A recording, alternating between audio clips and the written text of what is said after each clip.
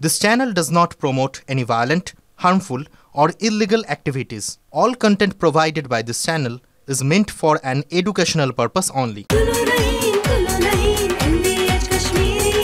আরে কম দে কিন্তু খাঁটি দে। MDH কাশ্মীরি লাল লঙ্কার গুঁড়ো। MDH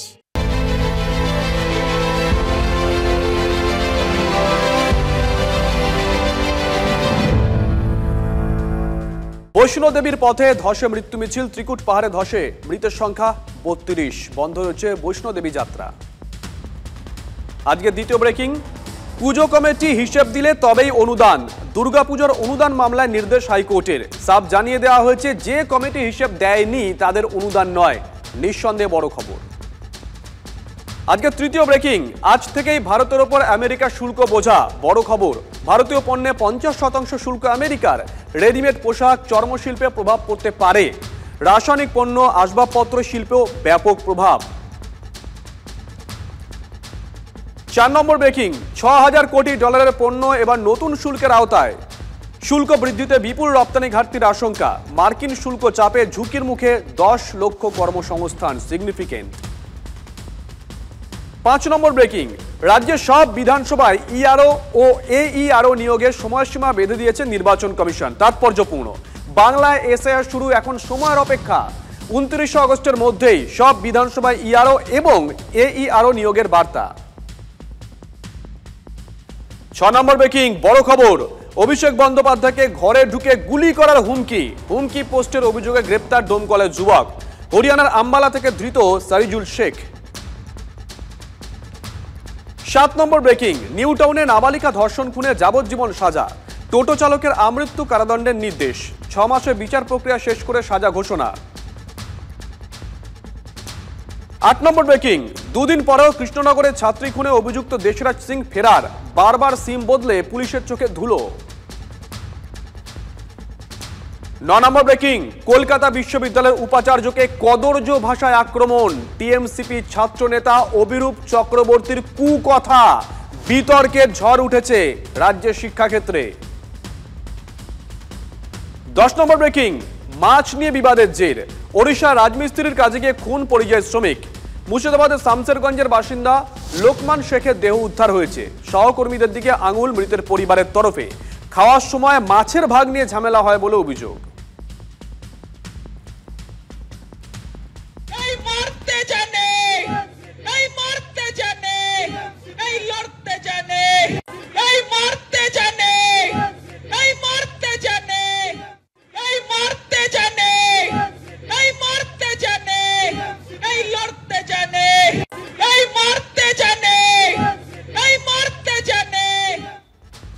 এই যে ভিডিওটা দেখাচ্ছিলাম আপনাদের, এটা সোশ্যাল মিডিয়ায় পোস্ট করেছেন রাজ্যের বিরোধী দলনেতা শুভেন্দু অধিকারী এবং বিজেপি নেতা প্রাক্তন সাংসদ অর্জুন সিং।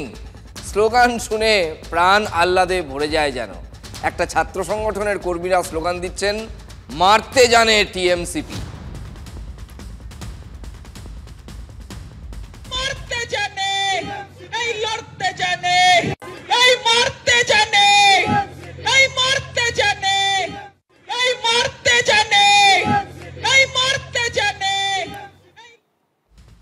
কর্মীরা স্লোগান দিচ্ছেন, মারতে জানে টিএমসিপি।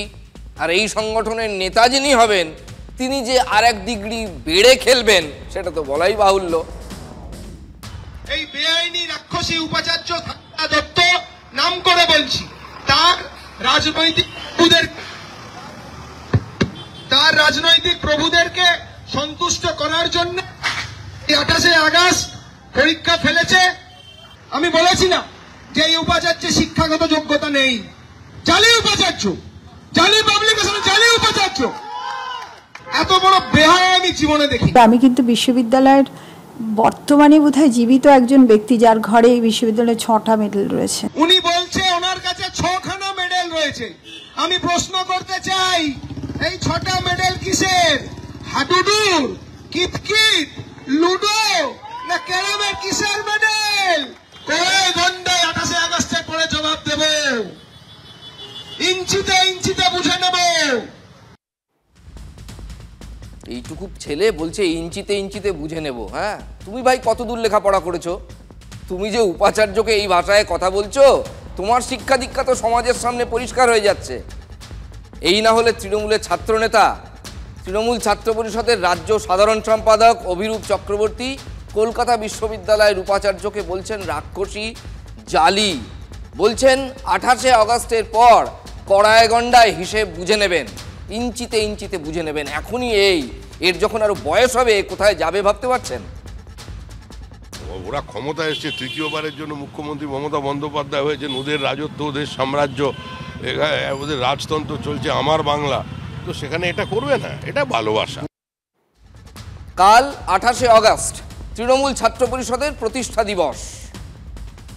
28শে আগস্ট তৃণমূল ছাত্র পরিষদের প্রতিষ্ঠা দিবস। 28শে আগস্ট তৃণমূল ছাত্র পরিষদের কাছে একটা আবেগের বিষয়, এবং সেই জায়গায় কিন্তু তৃণমূল ছাত্র পরিষদ সমর্থকরা তারা কিন্তু দূর দূরান্ত থেকে ইতিমধ্যেই ভিড় জমাতে শুরু করেছেন কলকাতায়। আমি চ্যালেঞ্জ নিয়ে বলছি, এইবারে ছাত্র সমাবেশটি শুধু 28শে আগস্ট নিরিখে নয়, ভারতবর্ষের নিরিখে সর্বকালের সর্বশ্রেষ্ঠ ছাত্র জমায়েত হতে চলেছে। এই সর্বকালের সর্বশ্রেষ্ঠ ছাত্র জমায়েতের দিনেই কিনা কলকাতা বিশ্ববিদ্যালয়ে পরীক্ষা ফেলে দিয়েছে, এবং সেটা কে ফেলেছেন? অবশ্যই সেটা উপাচার্য।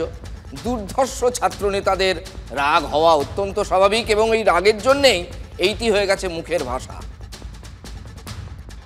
এত বড় বেহায়া আমি জীবনে দেখিনি। আজ 28শে আগস্টে পরীক্ষা ফেলে দিয়েছে। কিছু ছাত্রের জন্য আমরা ব্যাপক ছাত্রদের এই জায়গায় নিয়ে যেতে পারি না। তারা পরীক্ষা দেবে, সেই জায়গায় তারা মানসিকভাবে প্রস্তুতি নিয়েছে। আমরাও ঘোষিত ডেটটাকে ঠিক রেখেছি। আমি ওনার শিক্ষাগত যোগ্যতা নিয়ে প্রশ্ন তুলেছিলাম, তিনি বলছেন নিচে কয়েকজন আমার শিক্ষাগত যোগ্যতা নিয়ে ঘেউ ঘেউ করছে। শান্তা দেবী, বেশি কথা বলবেন না, আমাদের ঘেউ ঘেউ নিয়ে কথা বলবেন না। আমাদেরকে যদি ঘেউ ঘেউ বলেন, আপনি রাজ্যপালের কাছে কতবার মেউ মেউ করেছেন সেটা আমরা তুলে ধরবো। কড়াই গন্ডায় 28শে আগস্টের পরে জবাব দেব, ইঞ্চিতে ইঞ্চিতে বুঝে নেব। মানে রাস্তার বস্তির ছেলেরা বলে কিনা সন্দেহ, এই ভাষায় এরা আক্রমণ করতে লাগবে। একেবারে ব্রেন ফেল করে গেলে বা জানি যে যা খুশি করতে পারি, আমাদের কোনো সাজা হবে না, এরকম একটা ধারণা থেকে জাতীয় জিনিসগুলো করতে পারে।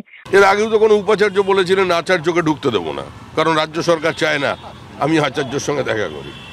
তো যেরকম সংস্কৃতি তৈরি করেছে তাই হবে। 28শে আগস্ট পরীক্ষার দিন ছাত্রছাত্রীদের যাতে কোনো সমস্যা না হয়, সেই জন্য রাজ্য সরকারের কাছে অনুরোধ জানিয়েছেন কলকাতা বিশ্ববিদ্যালয়ের উপাচার্য। সরকার তোমার আমার, সরকার সব পার্টির, বিজেপি, তৃণমূল, সিপিআই, যে যা খুশি করুক না, সবারই সরকার। কিন্তু সরকার পার্টির হয়ে কাজ করবে, এই জিনিসটা কি করে বরদাস্ত করা যায়? সুতরাং সরকারের কাছে আবার চিঠি দেওয়া হয়েছিল। সরকার বলেছেন ট্রাফিক পুলিশদের জানান, আমরা সব সেগুলো আবার চিঠি পরশু দিনই দিয়ে দিয়েছি সমস্ত। রাক্ষসীর ভূমিকা যদি কেউ পালন করে তাকে তো রাক্ষসী বলতে হবে। রাক্ষসীকে আপনি কি বলবেন? ঈশ্বর তো বলবেন না, রাক্ষসীকে রাক্ষসীই বলতে হয়। ক্যালকাটা ইউনিভার্সিটির মতন ইউনিভার্সিটিকে পরিচালনা করার মতন যোগ্যতা শান্তা দেবীর আছে কি না সেটা একটা বড় প্রশ্ন। তার কারণ যে কটা জার্নাল তার নামে আছে, একটাতেও তিনি, আমি দাবি করছি তিনি প্রমাণ করুক, একটাতেও ফার্স্ট অথার তিনি নন। সব কটায় থার্ড অথার নয় সেকেন্ড অথার, এবং একটা পাবলিকেশন জালিও রয়েছে। সেই কারণে আমি বলেছিলাম জালি পাবলিকেশন, জালি উপাচার্য। কবে যে এরা তৃণমূলে এতদিন বিট করেছি, 20 বছর, কখনো তো দেখিনি এরা ছাত্রনেতা। মানে এখন যা স্তর এসে দাঁড়িয়ে গেছে, কবে যে এরা পদ পায়। একজন উপাচার্যকে একটা ছেলে বলেছে রাক্ষসী, বা বলার পর তাকে যখন জিজ্ঞেস করা হচ্ছে, সে তখন বলছে বেশ করেছি বলেছি। তার কোনো লজ্জাবোধ নেই, হায়াও নেই। আমি জানি না আপনারা কোন ব্যাকগ্রাউন্ড থেকে বিলং করেন, মানে এই ছাত্র নেতাদের বলছি।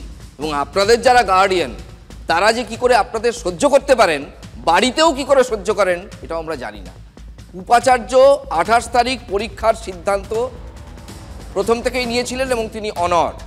তৃণমূলের ছাত্রনেতা অভিরূপ অনর, তিনি বলে দিচ্ছেন উপাচার্যকে রাক্ষসী, জালি ইত্যাদি, এবং সেটা দল বসে বসে শুনছে। তাতে আমরা আরো বেশি অবাক।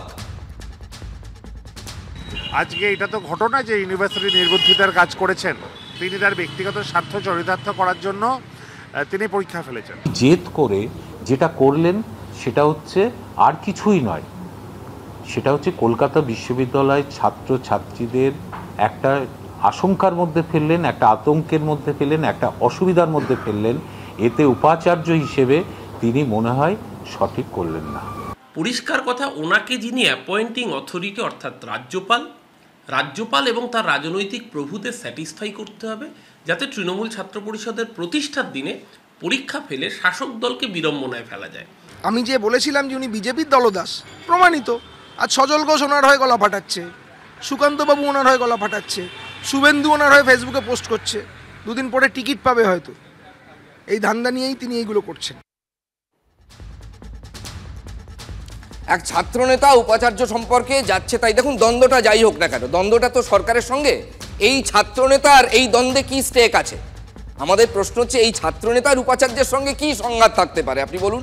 যদি কোনো সংঘাত থেকে থাকে, শিক্ষামন্ত্রী বলবেন, মুখ্যমন্ত্রী বলবেন, আরও যারা বড় পদাধিকারী তারা বলবেন, এবং তারা বলছেনও। চিঠি চাপাটি যা চলছে চলছে।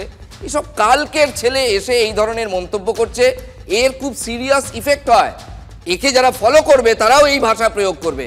আর আমার সব থেকে অবাক লাগছে, স্নেহাশিস বাবু, অরূপ চক্রবর্তী, অরূপ বাবু, আপনাদের সঙ্গে আমাদের এতদিন কর্মক্ষেত্রের ব্যাপারে পরিচয়, আপনাদের দুজনকেই ভদ্র মানুষ বলে জানি। আপনারা কেউ একজন বলতে পারলেন না যে এই ছেলেটি, এই পাকা ছেলেটির এই কথাটা বলা উচিত হয়নি? এটা বলতে পারলেন না? এটা এক্সপেক্টেড ছিল। 21শে জুলাই তৃণমূলের শহীদ দিবস, ভারতবর্ষের বৃহত্তম সমাবেশটা সেই দিন ওখানে হয়। সেই কারণে বাদল অধিবেশন 21শে জুলাই শুরু করতে হবে বিজেপিকে, যাতে তৃণমূলের লোকদের ডিস্টার্ব করা যায়, তৃণমূলের লোকেরা না থাকে।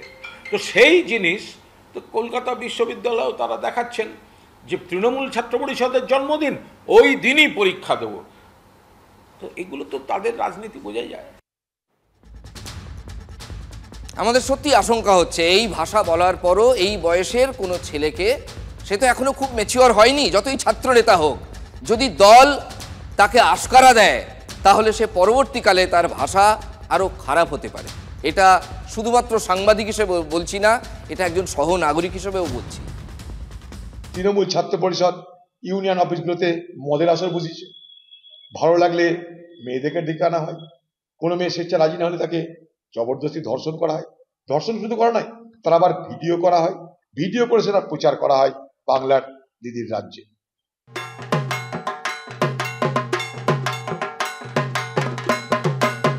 এবার কত? 90, 95,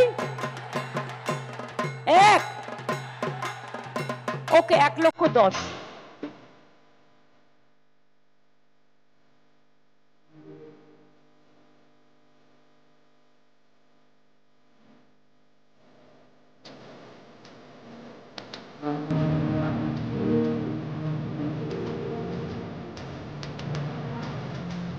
জয় মা দুর্গা, জয় মা দুর্গা, জয় মা দুর্গার জয়। হিসেব দিলে, মানে সরকারকে হিসেব দিলে তবেই পুজো কমিটিগুলি অনুদান পাবে। আজ পরিষ্কার জানিয়ে দিয়েছে কলকাতা হাইকোর্ট। 2018 থেকে পুজো অনুদান দেওয়া শুরু করে দিয়েছিল তৃণমূল সরকার। 2018 থেকে 2025 10,000 টাকার অনুদান এখন বেড়ে হয়েছে 1,10,000। এ নিয়ে বারবার অনেক অভিযোগও ওঠে, অনেক সমালোচনাও হয়, মামলাও হয়েছে। সরকারি অর্থের অপব্যবহার হচ্ছে, উপযুক্ত জায়গায় খরচ হচ্ছে না, জনগণের টাকা পুজো কমিটিগুলোকে বিলিয়ে দিচ্ছে সরকার। এই ধরনের নানা রকমের অভিযোগ বরাবরই উঠে এসেছে। মুখ্যমন্ত্রী পুজো অনুদান ঘোষণার 1 সপ্তাহের মধ্যে এবারও কলকাতা হাইকোর্টে এই নিয়ে জনস্বার্থ মামলা হয়েছে। আগেও কিন্তু মামলা হয়েছিল, সেই মামলাতেই ডিভিশন বেঞ্চ আজ এই রায় দিয়েছে। কি রায় দিয়েছে? পুজো কমিটিগুলিকে গত বছরের হিসেব দিতে হবে, মানে তার আগের বছরের হিসেব দিতে হবে। ইউটিলাইজেশন সার্টিফিকেট, অর্থাৎ কিভাবে ওই যে 1,10,000 টাকা দেওয়া হয়েছে বা তার আগের বার যে টাকা দেওয়া হয়েছিল, কোন খাতে সেই টাকা কিভাবে খরচ করেছে কমিটি বা ক্লাব, সেটা সরকারকে জানাতে হবে। যে ক্লাব বা পুজো কমিটি এই খরচের হিসেব দিয়েছে, শুধু অনুদান, এবারের অনুদান তারাই পাবে। নির্দিষ্ট সময়ের মধ্যে এই ইউটিলাইজেশন সার্টিফিকেট জমা দিতে হবে। টাকার হিসেব না দিলে কিন্তু অনুদান আর নয়। মানেটা খুব পরিষ্কার, যারা সরকারি অনুদান নিয়ে খরচের পুঙ্খানুপুঙ্খ হিসেব দেয়নি তারা অনুদান পাবে না। সেই ক্লাব বা সেই কমিটি পাবেই বা কেন? এটা তো জনগণের অর্থ, জনগণের টাকা, পুজোটাও জনগণের। সুতরাং সরকারি কোষাগার থেকে যখন অনুদান যাচ্ছে তার হিসেব দিতেই হবে। একটা সিস্টেম থাকা উচিত, কোর্ট সেটাই বলেছে। সরকার দেবে, সরকারের কাছেও একটা হিসেব জমা পড়বে, সরকারও হিসেব জমা দেবে পাবলিকের কাছে, কারণ সরকার পাবলিকের কাছে দায়বদ্ধ। যে তারা বলে টাকা নেওয়া এবং খরচা করা এটা আমাদের অধিকারের মধ্যে পড়ে, কিন্তু হিসাব দেওয়াটা আমাদের অভ্যাসের মধ্যে পড়ে না। যারা পুজো করেছে তারা হিসাব দেয়নি, আর হিসাব না দিতে পারার জন্যই তো টাকাটা দেওয়া। হাইকোর্টের রায় অত্যন্ত সদর্থক, কিন্তু এটা বুঝতে হবে হাইকোর্ট যে রায় দিয়েছে সেটা অলরেডি ইমপ্লিমেন্টেড। কারণ ইতিমধ্যেই, এটা আজ থেকে নয়, বিগত 1 দশকের কাছাকাছি সময়, যবে থেকে পুজোর অনুদান শুরু হয়েছে তবে থেকেই নিয়ম পুজো কমিটিগুলোকে জিএসটি বিল সহ, এমনি বিল দিলে হবে না, জিএসটি বিল সহ যেই থানার মাধ্যমে চেকগুলো ডিস্ট্রিবিউট হয় সেই কনসার্ন থানায় অফিসিয়ালি অডিট রিপোর্ট সহ জিএসটি বিল সহ জমা দিলে তবেই পোর্টালে পরের বছর তার নামটা খুলবে। যারা অনুদান নিয়েছে তারা ঠিকমতো তার হিসাব নিকাশ অবশ্যই জমা করছে এবং করেওছে। সুতরাং এই মামলাটাই অর্বাচীনের মতো অর্থহীন, কিন্তু হাইকোর্টের রায়টা অত্যন্ত সদস্য। হাইকোর্টও তো চায় ট্রান্সপারেন্সি থাকুক, আর সরকার ইতিমধ্যে সেই ট্রান্সপারেন্সি রাখার ব্যবস্থা করে রেখেছে। শুধু এই মামলাটা হচ্ছে ইন্টেনশনালি পলিটিক্যালি মোটিভেটেড মামলা। শাসক দলের মুখপাত্ররা বলছেন এটা পলিটিক্যালি মোটিভেটেড মামলা, মানে রাজনৈতিক অভিসন্ধি আছে এই মামলার পেছনে। রাজনীতির কথায় নিশ্চয়ই আসছি, কিন্তু এই যে তৃণমূলের নেতারা দাবি করছেন যে সব পুজো উদ্যোক্তাই খরচের হিসেব দেন, আদতে কি তাই? একটা ভেরিফিকেশন দরকার, সেটা তো তথ্য আছে বলেই দিচ্ছি আপনাদের। কোর্টে রাজ্যের অ্যাডভোকেট জেনারেলের কাছে আজকে বিচারপতি হিসেব চেয়েছিলেন।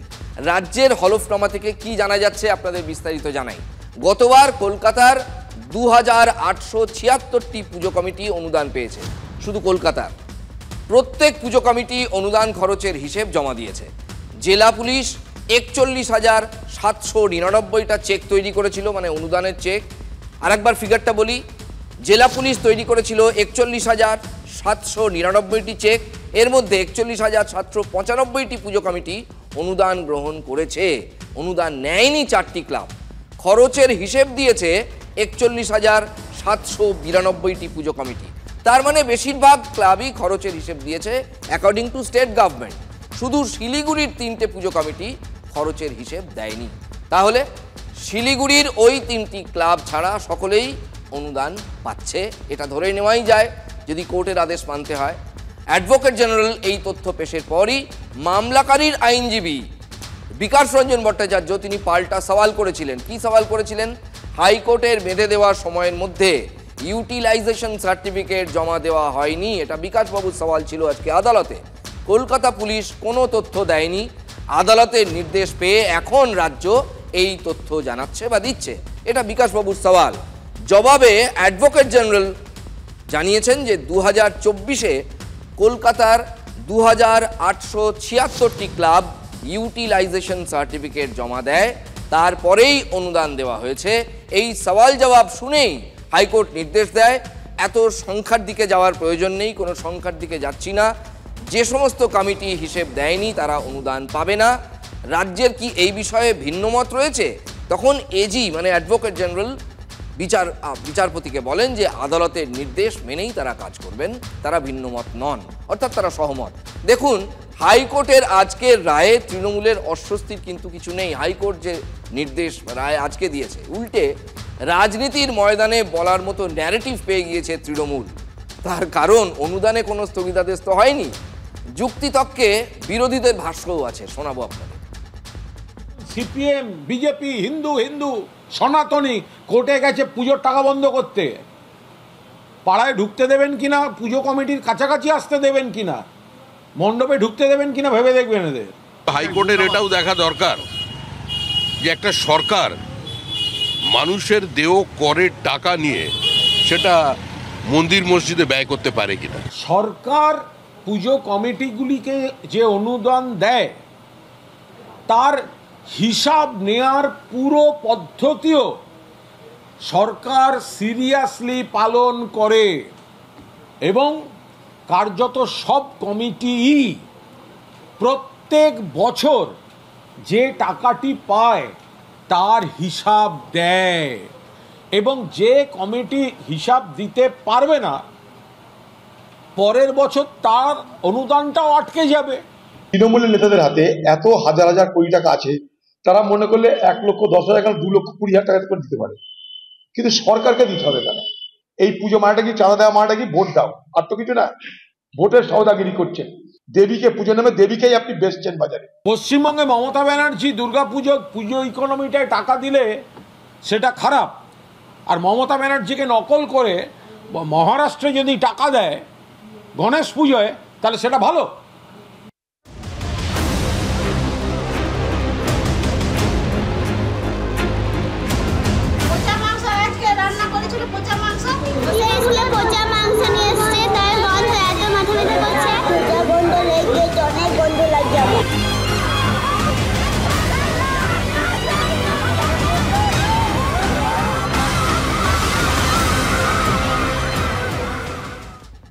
এই ছবিটা দেখে সুকুমার রায়ের গন্ধ বিচারের লাইনটা মনে পড়ে যাচ্ছে। আজ 90 ছুঁই ছুঁই বৃদ্ধ নাজির যদি থাকতেন, তিনিও বোধহয় গন্ধের জ্বালায় চিৎপাত হয়ে যেতেন।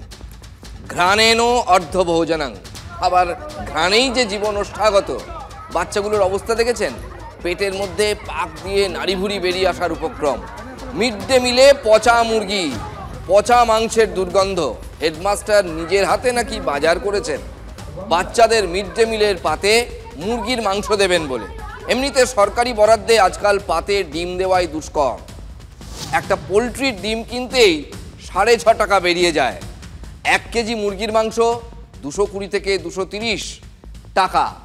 সস্তায় পুষ্টিকর খুঁজতে গিয়েই মনে হয় টোপ গিলে ফেলেছেন, তাই না? এই পচা মাংসের ব্যাপার। বাজার থেকে মরা মুরগি কিনে নিয়ে এসেছিলেন। দেখুন, সন্দেহের যথেষ্ট কারণ আছে এবং হেডমাস্টার মশাই কিন্তু সন্দেহের কেন্দ্রে, কারণ তিনি নাকি বাজার করেছেন। রান্নার বন্দোবস্ত জোগাড়যন্ত্রও নাকি তিনিই করছিলেন। এটা যথেষ্ট। তার আগে যারা বলছেন তাদের কথাটা শুনুন। পচা মাংস নিয়ে এসছে, তার গন্ধ এত মাথা ব্যথা করছে, এত গন্ধ লাগছে, পচা গন্ধ লেগেছে, অনেক গন্ধ লাগছে আমার। পচা মাংস খাইছিল, পচা মাংস আজকে রান্না করেছিল পচা মাংস, ওই জন্য আমরা সবাই এসেছি। আর 30 জন বাচ্চা, 30 জন থেকে 35 জন বাচ্চা অসুস্থ হয়ে গেছে, মাথা ঘোরাচ্ছে, কেউ বমি করছে। এটা মিড ডে মিল, একটা প্রাথমিক স্কুল, গন্ধ বলে গন্ধ, বুঝতেই পারছেন এটা খুব সিরিয়াস খবর। কিন্তু এটা অত্যন্ত সিরিয়াস একটা খবর, একটা বড় খবর এবং অত্যন্ত উদ্বেগের খবর। মিড ডে মিল পেট পর্যন্ত যেতে হয়নি, তার আগেই সবাই গন্ধে কাহিল। অসুস্থ আসানসোলের বেলডাঙ্গা আদিবাসী বিদ্যালয়ের 30 জন পড়ুয়া, অভিভাবকরা পর্যন্ত গন্ধে তিষ্ঠ হতে পারেননি সেখানে। বিক্ষোভের মুখে পড়েন ওই আদিবাসী স্কুলের হেডমাস্টার। বিক্ষোভের উত্তেজনার সেই ছবি দেখছেন। হেড স্যার কি বলছেন আপনাদের শোনাই। আরে মাংসটা ভোরে কাটিয়েছিলাম তো, হতে পারে, মেবি হয়তো হইতে পারে। কার কাছে কাটিয়েছেন ওটার নাম নাই না, কিন্তু আপনি কাটিয়েছিলেন, আপনি নিশ্চয়ই জানবেন। আরে বাবা বলছি মেশিন ওই সেটার আমি নাম জানি না। জায়গাটা কোথায়? জায়গাটা আপনার পাথরচুর। পাথরচুর গ্রাম। আচ্ছা। যার থেকে মুরগিটা কিনে এনেছিলেন, মানে মাংস কিনে নিয়ে এসেছিলেন, নাম নাই জানতে পারেন হেডমাস্টার মশাই, কিন্তু এমন মাংস কিনে আনলেন যে দুর্গন্ধে রাঁধুনিরা পর্যন্ত অসুস্থ হয়ে পড়ছে, ছাত্রছাত্রীরা অসুস্থ হয়ে পড়ছে, টেকা যাচ্ছে না, আর তিনি নিজে গন্ধ পাচ্ছেন না। রামনারায়ণ পাত্রের মতো তিনিও নাকি নাকে কি নস্যি নিতেন তিনি, মানে হেড স্যারের কথা বলছি। হেড স্যারের ভূমিকায় সন্দেহের কথা শুরুতেই বলছিলাম। কেন বলেছিলাম ওদের কথা শুনুন, বুঝে যাবেন। পচা মাংস নিয়ে এসেছিল আর রাঁধুনিগুলোকে রাঁধতে দেয় নাই, নিজেই রান্না করেছে এবং বাসন আর কিছু ধোয়াধুয়ি কিছুই করে নাই, নিজে রান্না করবে বলছে। আবার যদি সবাই জিজ্ঞেস করছে যে কি হয়েছে, তখন বলছে কি এটা গ্যাসের গন্ধ উঠছে। কালকে মাংস নিয়ে এসছে মাস্টার, আমাদের হেডমাস্টার, সেই মাংস আজকে ধোয়া নাই, কড়াই হাঁড়ি কিছু ধোয় নাই, কিছু নাই, ওতে নুন মশলা নিজেই মাখানো হয়েছে, চাপানো হয়েছে। পচা মাংস আমরা গন্ধতে থাকতে পারছি না, গোটা স্কুল একদম গন্ধ ছাড়ছে। সন্দেহ নাম্বার 1, স্কুলে মিড ডে মিল রান্নার রাঁধুনি রয়েছে। হেডমাস্টার মশাই নিজে কেন স্কুলের হেসেলে ঢুকতে গেলেন? রাঁধুনিরা আসার অপেক্ষা করলেন না কেন? এটা কি হেডমাস্টারের কাজ? রান্না করা তার কাজ, তার জন্য তো রাঁধুনি আছে। গরম মশলায় পচা মাংসের দুর্গন্ধ চাপা দিতে চেয়েছিলেন। সন্দেহ 2, স্কুলে ফ্রিজ নেই, থাকার কথাও নয়, সেখানে কোন ভরসায় হেডমাস্টার আগের দিন মাংস কিনে স্কুলে রেখে গেলেন? উনি যদিও দাবি করছেন যে এই মাংস সকালে কেনা হয়েছে। সকালে কেনা মাংস হলে এমন দুর্গন্ধ ছড়ানোর কথা নয়। যদি এটা বাসি মাংস না হয়, এরপরেও ওই হেড স্যার জোর গলায় বলছেন সবটাই সাজানো। পড়ুয়ারা, পড়ুয়াদের মা বাবা সবাই ড্রামা করছে। এই ছোট ছোট বাচ্চা ছেলে মেয়ে, ছোটরা মিথ্যে কথা বলে না, এতটুকু অনুতাপ নেই হেডমাস্টারের। কার্যকারণ খুঁজতে জেলার শিক্ষা দপ্তরের তলব পড়েছে প্রধান শিক্ষকের, অর্থাৎ তাকে দেখা করতে হবে। ইন্সপেক্টর ডেকে পাঠিয়েছেন, স্কুল ইন্সপেক্টর। প্রধান শিক্ষক কেন কলম ছেড়ে খুন্তি নাড়তে গেলেন, এইটাই হচ্ছে আসল, এইখানে এইটা নিয়ে রাজনীতি এখন সরগরম। এটা তো কোনো নতুন ঘটনা নয়, অতীতেও হয়েছে। যখন ইন্সপেকশনে আসে তখনই ডিএম জানিয়ে দেয় কোথায়, প্রথমে যে জানিয়ে যেতে হয় ডিএমকে, তা তখনই প্রশাসন থেকে জানিয়ে দেওয়া হয় কোন স্কুলে তারা পৌঁছচ্ছে। সেখানে দেখবেন মাথায় সাবার ক্যাপ, হাতে গ্লাভস পরে সেখানে রান্না চলছে। তো এই দৃশ্যের সঙ্গে তো পশ্চিমবঙ্গবাসীও একদম অভ্যস্ত আছে, তো অসুবিধা কিছু নেই।